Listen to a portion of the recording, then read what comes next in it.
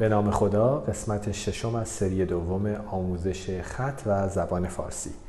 در جلسه قبل حروف ک، ت و ز رو با همدیگه تمرین کردیم. من اینجا چند تا واژه و چند تا جمله نوشتم که شما باید فکر کنید و فارسی اونها رو بنویسید. طبق این قسمت از ویدیوها میتونید از اینجا قطع کنید و اول تمرین کنید که آیا میتونید این واژه ها رو به فارسی بنویسید یا نه. بعد من فارسی اونها رو براتون می نویسم. مثلا واژه کت.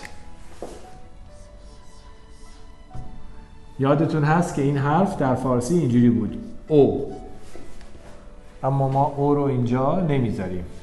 کت. کباب. کباب. تاپ. تاب. تبر. تبر.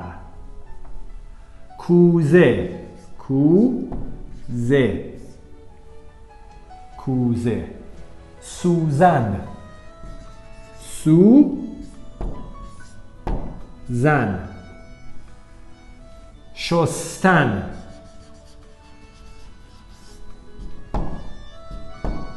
شستن. دوباره به دست من دقت کنید. شست. اینجا ش، اینجا س، اینجا ت، اینجا ن. شستن که باز اینها پاک میشه. حالا این جمله ها رو به فارسی نوشید و من براتون می نویسم. زمستان سرد است.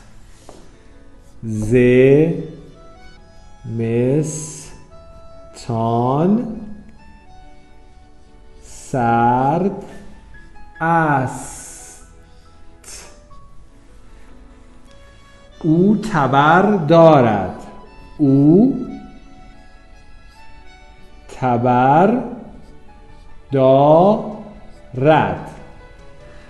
من دستم را شستم. من دستم را شستم.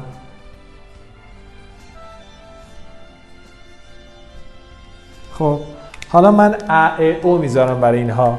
زمستان سرد است. او تبر دارد. من دستم را شستم.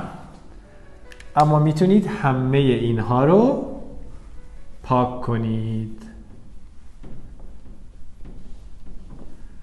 تمرین کنید و واژه ها و جمله های جدید بسازید. تا قسمت بعد، خدا حافظتون.